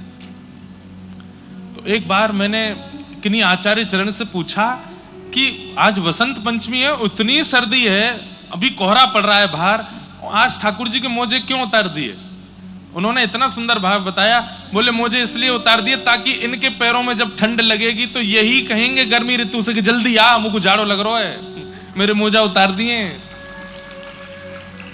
इसलिए वसंत पंचमी के दिन ठाकुर जी के वस्त्र थोड़े थोड़े हल्के कर दिए जाते हैं, मतलब गर्म कपड़े थोड़े कम कर देते हैं, ताकि ठाकुर जी को नए एक साथ साथ जाड़ा लगे तो ठाकुर जी ही ऋतुओं को बुला के कहेंगे अब मुंह पे सहना है रही है भैया, जल्दी करो, दूसरे वस्त्र पहनाओ। तो गगदल श्रीनाथ जी पहनते हैं। त्रिपुरदास जी को सेवा से निकाल दिया गया और सेवा निवृत्त करके उनको घर में छोड़ दिया, तो धीरे धीरे पैसे खत्म हो गए। बढ़िया साटन के कपड़े, बढ़िया ऊनी कपड़े तो धन से आते हैं, अब इतना धन है उन पे है नहीं। तो उन्होंने मन में विचार किया कि श्रीनाथ जी कपड़े की क्वालिटी नहीं देखते, वो तो भक्त का भाव देखते हैं। तो 1-2 रुपया का ही कपड़ा, जो सामान्य सा कपड़ा था, उसमें रुई भी नहीं थी, वो ऊनी भी नहीं था, केवल मेरा नियम पूरा हो जाए कि कपड़े भेजने हैं मुझे, तो एक सामान्य सा कपड़ा, टेरिकोट का बिल्कुल सस्ता मद्दा सा कपड़ा लेकर के, और बोले श्री जी बाबा मुझ पर ज्यादा धन बचे नहीं है, पर मुझे रोज नियम तो पूरा करना है, तो मैं कपड़ा भिजवा दे रहा हूं, आप इसको किसी भी रूप में स्वीकार करना। अब पुजारी जी के पास तो बहुत सारे सामान लेके आते हैं लोग, घी है, तेल है, लड्डू है, मेवा है, सब है। अब जो अच्छा अच्छा होता है पुजारी जी भीतर धर लेते हैं, जो ऐसे ही होते हैं वो सब में बंटवा देते हैं। तो पुजारी जी ने सारे सामान अच्छे अच्छे इधर उधर किए, और वो सामान्य सा कपड़ा था टेरिकोट का, उसको ऐसे कर दिया, बोले इसको ऐसे रखो, कहीं पोंछा वोछा में काम आ जाएगा। रात्रि का समय ठाकुर जी को इत्र लगा करके कंबल उड़ाए, कंबल उड़ा करके सिगड़ी रखी, सिगड़ी रख के आरती करके शयन करा दिए। सुबह मंगला में जैसे ही गुसाई जी आए और जैसे ही मंगला का द्वार खोला, सामने सिगड़ी पधराई, तो क्या देखी, cut cut cut cut cut cut cut cut जोर से आवाज आ रही है। तो क्या देखा, ठाकुर जी के दांत बज रहे हैं जोर से, और ठाकुर जी ऐसे कांप रहे हैं, आंखें बिल्कुल लाल पड़ गई हैं, नाक बह रही है श्रीनाथ जी की। गुसाई जी बोले जय जय, इतनो जाड़ो लग रहा। बोले मुझको बहुत जाड़ो लग रहा है, जल्दी लाओ। सोई गुसाई जी गए और महाराज 2-4 गगदल और लेकर के आए, सिगड़ी पे उनको गर्म करें, बिल्कुल गर्म कर करके ठाकुर जी को ऊपर से धरामें। 4-5 गगदल धरा दी, तब भी ठाकुर जी की कटकाहट बंद नहीं हो, ठिठरना बंद नहीं हो। पैरन की मालिश करी, हाथन की मालिश करी, खूब घी लगाया, खूब ठाकुर जी को इत्र लगाया, ठाकुर जी की कटकटाहट बंद नहीं हो। बोले सिगड़ी बढ़ाओ, 2-4 सिगड़ियां लगा दी महाराज। वहां सेवा करने वाले जो सेवाएं थे उनके पसीने छूट गए, इतना गर्म हो गया गर्भगृह, लेकिन ठाकुर जी की कटकटाहट बंद नहीं हो रही है। ठाकुर जी तो कट कट कट कट करके, ओ जाड़ो, ठंड लग रही है, जल्दी करो। गुसाई जी बोले क्या करूं? तब गुसाई जी समझ गए और उन्होंने सेवकों को बुलाया, बोले सुनो, कल भक्तों के द्वारा भेजी गई सामग्रियों में क्या क्या आया था? बोले बादाम आए थे, किशमिश आई थी, काजू आए थे। वो कपड़ों में बताओ? बोले कपड़ों में एक बढ़िया गगदल आई थी, एक मोजे आए थे, ऐसे आए थे, ये आए थे, वो आए थे। बोले एक बड़ा सामान्य सा साटर, उसका क्या बोलते हैं, टेरिकोट का एक कपड़ा भी था, वो भी था। बोले वो कहाँ है, वो वाला कपड़ा कहाँ है? वो बोले वो तो हमने ऐसे धर दिया कहीं, वो तो बिल्कुल ठाकुर जी के प्रयोग का भी नहीं है। बोले उसी को लेके आओ। सेवक सब बोले ये कैसे, वो उस कपड़े से क्या होगा? बोले लेके तो आओ। कपड़ा लेकर के आए, छोटा सा कपड़ा। त्रिपुरदास जी ने केवल नियम पूरा किया, वस्त्र देने का छोटा सा कपड़ा भिजवाया था। गुसाई जी बोले ठाकुर जी की गगदल उतारो, ये 5-6 गगदल पहनाई, सब उतारो। बोले जय जय बहुत जोर से ठिठर रहे हैं, आप कह रहे हो उतारो। बोले उतारो तो। 5-6 गगदल उतार दी। ठाकुर जी और जोर से कड़कने लगे। इतने में ही गुसाई जी ने वो सामान्य सा वस्त्र उसको ले जाकर के जैसे ही चरणों में धरा, धीरे धीरे धीरे ठाकुर जी की सारी सर्दी दूर रह गई। ठाकुर जी बोले अरे भैया मुझको तो बहुत जोर से गर्मी लग रही है, इन्हें हटाओ, ये सामने सिगड़ी धरी है, इन्हें बाहर निकालो, मेरे कपड़ा ने उतारो, अब मुझको गर्मी लग रही है बहुत जोर से। गुसाई जी के नेत्र सजल हो गए। जय हो नाथ, आपकी जय हो।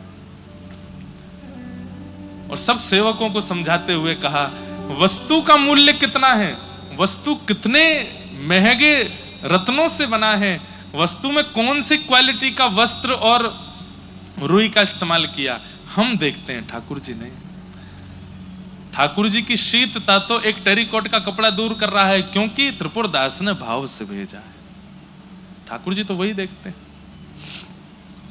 हमारे इतने सारे वैष्णव कथा में आते हैं। चेन्नई में तो फिर भी संख्या तो फिर भी आप लोगों की चेन्नई के हिसाब से बहुत है, लेकिन जब उत्तर भारत में कथा होती है वहां तो इतनी भीड़ आती है, और वो सब इतना सामान लेके आते हैं गिरधर लाल जी के लिए। कोई मेवा लेके आया, कोई कुछ लेके आया, कोई कुछ लेके आया, चित्र बना बना करके लाते हैं, उल्टे सीधे ठाकुर जी के कुछ भी बना के लाते हैं। हमने आज्ञा दे रखी है अपने सब विप्र ब्राह्मणों को, बोले चाहे जैसी वस्तु लावे, एक बार के लिए सही गिरधर लाल जी के सामने पधराना जरूर। पता नहीं कौन सी वस्तु को किस भाव से वो स्वीकार करते हैं। हमने कई बार अनुभव किया है, कोई वस्तु लेकर के आया और ठाकुर जी के सामने नहीं पहुंची तो हमारे जीवन में कुछ ना कुछ उथल पुथल ठाकुर जी करते हैं। दारी के तेने मेरे काज वो नहीं दियो है, वो लेके आयो कोई। अरे छोटे छोटे बच्चे एक टॉफी भी दे देते हैं ना गिरधर लाल जी के लिए, नाम ले देते हैं, तो वो टॉफी भी ठाकुर जी को प्रसाद तो नहीं लगाते, पर दूर से ही दिखा जरूर देते हैं, लो ठाकुर जी एक छोटी सी सखी ने ये और भेजो है आपके काजे। सब उनकी दृष्टि में आना चाहिए जो उनके लिए आया है। क्या पता वो कौन से भाव को किस रूप में स्वीकार करते हैं। ऐसे हमारे प्यारे ठाकुर जी। कबीरदास जी प्रकट होकर के बोले हरिराम व्यास जी, आपने कहा कि मुझे निकुंज नहीं मिला होगा क्योंकि मैं ज्ञानी हूं, वैरागी हूं, भावना में ज्यादा भक्ति नहीं करी इसलिए। वास्तव में मैंने ठाकुर जी की आज्ञा का पालन किया। ठाकुर जी ने ही मुझे कहा था कि तुम पृथ्वी पर जाकर के जीवात्माओं को समझाने का प्रयास करो, जिससे उनको ज्ञान मिले, समझ आवे, ऐसे कवित्वों का रचना करो। इसलिए मैंने ज्ञान परक कवित्वों की रचना की है, भाव परक नहीं, क्योंकि ठाकुर जी की आज्ञा नहीं थी मुझको। तब हरिराम व्यास जी ने हाथ जोड़े, कान पकड़े, बोले मुझे क्षमा कर दें, मैं आपके रूप को, आपके भाव को समझ नहीं पाया और आप पर इस प्रकार मैंने प्रश्न चिन्ह उठाया। ऐसे श्री कबीरदास जी। अब कबीरदास जी की दीक्षा हो गई, 12 तिलक लगा करके श्री कबीरदास घूमते हैं। आहा बीनो तानो बानो ही राम मडरानो, कही कैसे के बखानो वह रीति कछु न्यारी है। उतनो ही करे जामे तन निर्वाह होए, भोए गई औरे बात भक्ति लगी प्यारी है। ठाड़े मंडा माझ पट बेचन ले जन को, आए मोकु देहु देह मेरी है उधारिये। लाग्यो दिन आधो फारी आधे सोना कम होत, दियो सब लियो जाप यह उरधारी है। कबीरदास जी, ये श्री प्रियादास जी के भक्तमाल जी में भाव है। कबीरदास जी अपने तन के निर्वाह के लिए उतने ही कपड़ा बुनते थे जितने से एक समय की रोटी हो जाए। क्यों? क्योंकि उनके हृदय में तो सदा श्री राम नाम जप हिलोने लेता रहता था। वो राम नाम की कमाई करते थे, राम नाम जितना हो सके इकट्ठा हो जाए इसका विचार करते थे, और उनके चित्त में सदा राम लीला चलती रहती थी, इसलिए वे ज्यादा किसी कार्य में व्यस्त हो नहीं पाते थे। उनकी उपासना की रीति बड़ी विचित्र और सबसे न्यारी थी। उसका वर्णन कैसे करें? अर्थात वह वाणी से वर्णन का विषय नहीं है, अनुभव की वस्तु है। जिसने उनका दर्शन किया होगा, अनुभव किया होगा, उसी को वो समझ में आ सकता है। निरंतर उसी आराधना में लगे रहते थे। एक बार बाजार में कपड़ा बेचने के लिए गए, एक साधु आपके पास आकर के बोला कि मुझे कपड़ा दीजिए, मेरे पास पहनने के लिए कुछ नहीं है, मेरा शरीर उघारा पड़ा हुआ है। तब आप उसे आधा थान फाड़ करके देने लगे तो उसने कहा इस आधे थान से मेरा काम नहीं चलेगा। तब कबीरदास जी ने कहा यदि पूरा थान लेने का निश्चय आपने अपने मन से किया है तो लीजिए, ये पूरा थान ले लीजिए। पूरा ही दे दिया, सब कुछ दे दिया। ऐसे श्री कबीरदास जी दानी, मैंने बताया ना कथा में अभी कि ठाकुर जी चित्त में आ जाएंगे तो आपका संग्रह का मन नहीं हुआ करेगा, बांटने की, देने की इच्छा चित्त में ज्यादा प्रकट हुआ करेगी। आहा, ऐसे श्री कबीरदास जी। एक बार इनके घर में बड़ी तंगी आ गई, धन की। लोग बाग इनके घर पे मांगने जांचने के लिए भी आने लगे, कहीं कहीं से थोड़ी बहुत उधारी थी। तो इन्होंने मन में विचार किया ये घर छोड़ करके कहीं और चले गए, और कैसे दें मैं। तो ठाकुर जी को बड़ी चिंता हुई। ठाकुर जी बोले भैया कबीरदास का हमको जितना भी कर्जा है ये उतारना है। तो कबीरदास जी धनी मानी तो नहीं है, पर इनको धनी मानी बनाना है। तो ठाकुर जी संग में शंकर जी को लेकर के, हनुमान जी को लेकर के, लक्ष्मण जी को, विभीषण जी को लेकर के, अपने अपने परिकर के सब लोगों को लेके, सबका रूप बदलवा करके बैलगाड़ी में खूब सारा धन धान्य लेकर के कबीरदास जी के यहां पहुंच गए। जैसे ही नगर में पहुंचे महाराज, नगर के सब लोग देखने लगे, बड़े बड़े सेठ साहूकार बैलगाड़ियों में धन धान्य लेकर के कहां जा रहे हैं। दो चार लोगों ने पूछा भैया कहां जा रहे हो? बोले कबीरदास के यहां जा रहे हैं। बोले कौन कबीरदास? अड़ोसी पड़ोसी भी जानने से इनकार करने लगे, मना करने लगे। बोले हम नहीं जानते कबीरदास को। कौन कबीरदास है? उससे हमारा कोई संबंध नहीं है। भक्ति का बंधुओं एक स्वरूप और है कि भक्ति जब जीवन में आती है तो कई लोग आपका त्याग अपने स्तर से कर देते हैं। वो आपसे संबंध बन, अभी तो ट्रेंडिंग में चल रही है ना सोशल मीडिया पर, इसलिए भक्ति सबको बढ़िया लगती है।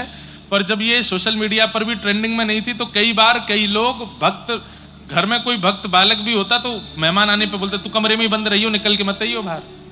तुझे देख करके सोचेंगे कोई बैरागी है इनके घर में। अभी तो भक्ति ट्रेंडिंग में है तो इसलिए फ्लो में लोग कर रहे हैं कि चलो तिलक लगा करके फोटो डालेंगे तो 200 लाइक ज्यादा आएंगे। आजकल इसलिए भक्ति हो रही है। अरे बड़ा विचित्र समय आया है महाराज। लेकिन हम कह रहे हैं इससे ही सही तिलक तो लगा रहे हैं, इससे ही सही काशी तो जा रहे हैं, बद्रीनाथ तो जा रहे हैं, वृंदावन तो जा रहे हैं, बरसाना तो जा रहे हैं, भले ट्रेंडिंग में आने के लिए जा रहे हैं, जा तो रहे हैं। एक बार श्री जी की दृष्टि पड़ गई तो क्या पता जीवन संवर जाए। कितने बालक ऐसे हैं जो ट्रेंडिंग में आकर के आजकल व्रजमंडल जा रहे हैं, पर किशोरी जी की कृपा से परिवर्तित हो जाते हैं, बदल जाते हैं।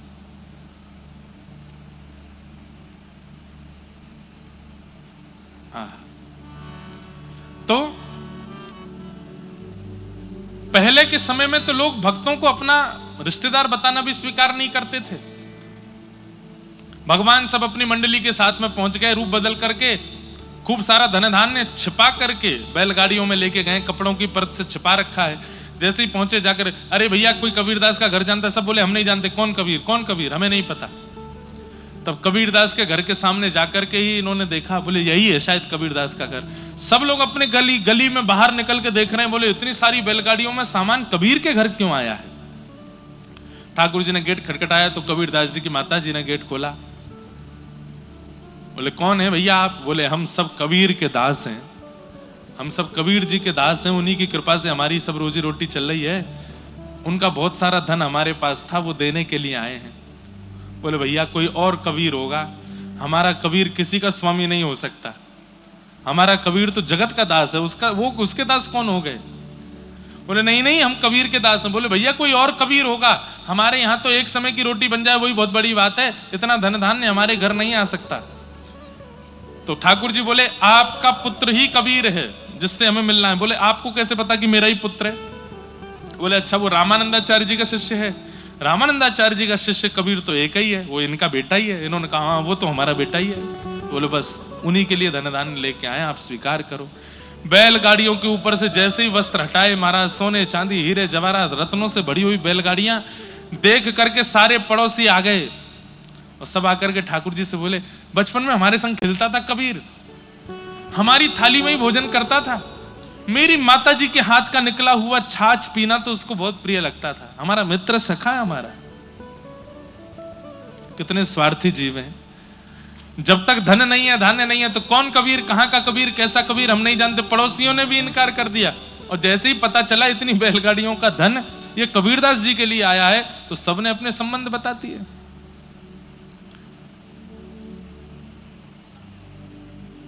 ढूंढो कहां है कबीर, 4 दिन तक ढूंढते रहे, नहीं मिला।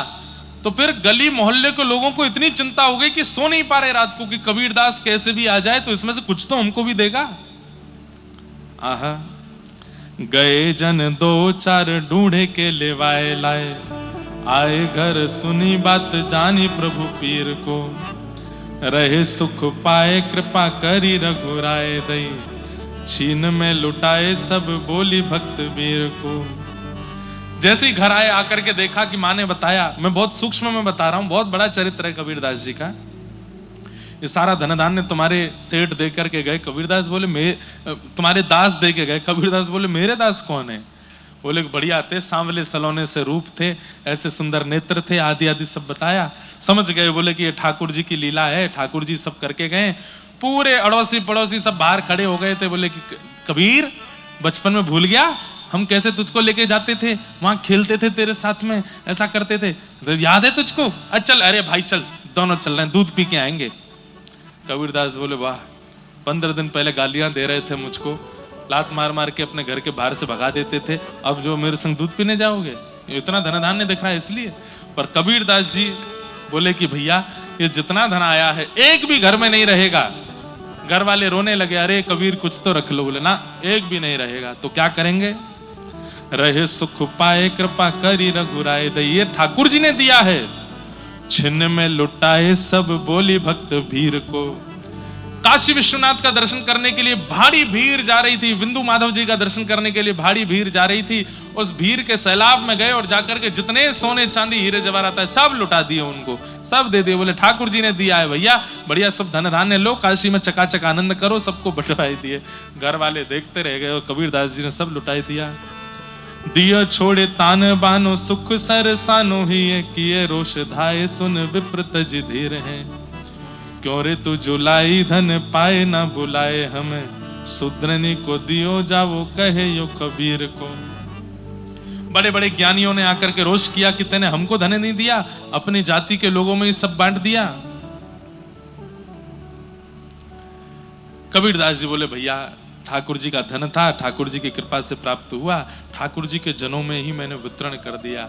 आपको मिला नहीं मिला उसके लिए मैं क्षमा मांगता हूं, मैं और कुछ व्यवस्था करके आपको दे दूंगा, पर अभी आप मुझे क्षमा करें। इस प्रकार कबीरदास जी का जीवन चलता रहा। इतने त्याग के, इतने वैराग्य के, इतने भाव की मूर्ति श्री कबीरदास, उनको हम बारंबार प्रणाम करते हैं, बारंबार वंदन करते हैं। ऐसे कबीरदास जी का पावन चरित्र, जहां कहीं भी कोई कबीरदास जी से रुष्ट हो जाता तो ठाकुर जी कबीरदास जी के रूप में जाकर के उन सबको प्रसन्न करते थे। ऐसे भक्त कबीर हुए जिनका पावन चरित्र हमने आज यहाँ श्रवण किया है, आज उसका सुंदर लाभ हमने प्राप्त किया है। हमको पहले दिन अगर मन में भाव आ जाता तो हम 3 दिन कबीरदास जी के चरित्र पर बोलते तो संभवतः ये पूरा हो जाता चरित्र, परंतु अब कल ही हमारे मन में आया, वो भी आधी कथा निकलने के बाद आया, इसलिए अब तो बहुत चरित्र भी रह गया है। बहुत कुछ कबीरदास जी ने अपने जीवन में ऐसे ऐसे अनुभव कराए हैं जिनको सुनकर के धनी मानी भक्त जन भी सब ठाकुर जी के सेवा में चले गए। ऐसे श्री कबीरदास जी को हम बारंबार प्रणाम करते हैं, उनके बारंबार वंदन करते हैं। उनके महान निर्वाण के संबंध में ये दोहा प्रसिद्ध है कि 1549 में मगहर कीनो गौन, अगहन सुदी एकादशी मिलियो पौन में पौन। वर्णन आया है कि गोस्वामी तुलसीदास जी को बहुत पश्चाताप होता था कि मैंने श्री कबीरदास जी का दर्शन नहीं किया। इसका मतलब कबीरदास जी गोस्वामी जी से भी पूर्व के पृथ्वी पर आए थे, कि मैंने कबीरदास जी का दर्शन नहीं किया। यदि मैं भी उस समय होता तो श्री कबीरदास जी के सत्संग से खूब लाभ उठाता। अगर कबीरदास तुलसीदास जी भी मिल गए होते तो शायद पृथ्वी उसी समय विश्राम ले लेती, सब लोग, सब जीवों का कल्याण हो जाता। ठाकुर जी भी एक जैसे विशिष्ट भक्तों को एक साथ इसलिए नहीं मिलने देते कि भाई पृथ्वी भी चलानी है, लोग बागों का भी चलना चाहिए, कलयुग भी तो आगे तक लेके जाना है। तो खूब आनंद लेते, लेकिन उनका दर्शन उनको प्राप्त नहीं हो पाया। ऐसे श्री कबीरदास जी कब अंतर ध्यान हो गए और कहां उनका विलीन हुआ शरीर, कोई इसको देख नहीं पाया। ऐसे ठाकुर जी के अति प्रिय श्री कबीरदास जी को हम बारंबार प्रणाम करते हैं, बारंबार वंदन करते हैं। कबीरदास जी का पावन चरित्र है, उसको यहाँ विश्राम देते हैं। आगे कभी अवसर लगेगा तो इसको और विस्तार से सुनाने का प्रयास करेंगे। हरि जी में जय सोते सोते रो, हरि जी में जय सोते सोते रो, हरि में जय सोते सोते रो, हरि में जय सोते सोते, हरि में जय सोते सोते रो, हरि में जय सोते सोते। राख शरण गिरधारी प्यारे, राख शरण गिरधारी प्यारे, राख शरण गिरधारी प्यारे, राख शरण गिरधारी प्यारे। मैं चरणन को चेरो, मैं चरणन को चेरो, हरि में जय सोते सोते रो, हरि में जय सोते सोते, हरि में जय सोते सोते रो, हरि में जय सोते सोते, हरि में जय सोते सोते रो, हरि में जय सोते सोते, जय सोते सोते, ओ जय सोते सोते। ठाकुर जी के चरणों में बारंबार प्रणाम करते हुए मंगल भाव को, श्री कबीरदास जी के पावन चरित्र को यहाँ विराम देते हैं। आप लोगों से अंत में केवल यही प्रार्थना करेंगे। कबीरदास जी पूर्व जन्म में प्रहलाद जी थे, और श्री प्रहलाद जी एक बात कहते हैं कि भैया भगवत प्राप्ति के लिए कौमार आचरेत प्राज्ञो धर्मान भागवतान इह दुर्लभम मानुषम जन्म। इस संसार में सबसे ज्यादा कठिन क्या है? सब लोग ध्यान से सुनिए, बस अंतिम कुछ क्षण सुन लीजिए, फिर उसके बाद हम प्रस्थान करेंगे। इस संसार में सबसे दुर्लभ क्या है? मानव देह की प्राप्ति। तीनों भुवनों में सबसे दुर्लभ है पृथ्वी पर मानव बनकर के प्रकट होना, जो हम आप सब लोग बन के आ चुके हैं। इसको प्राप्त करना बहुत कठिन है, लेकिन इसको प्राप्त करने के बाद भी अगर ये प्राप्त हो जाए और इसका हमने सदुपयोग नहीं किया, तो फिर इसी के द्वारा 84 लाखों में बहुत भटकना पड़ता है। हमारे आगे के सारे जीवन खराब हो जाते हैं। संवारने का और बिगाड़ने का, दोनों का जो मूल उद्देश्य है वो मानव देह है। इसलिए मानव बन गए हो, सौभाग्यशाली हैं मैं और आप कि हम मानव हैं।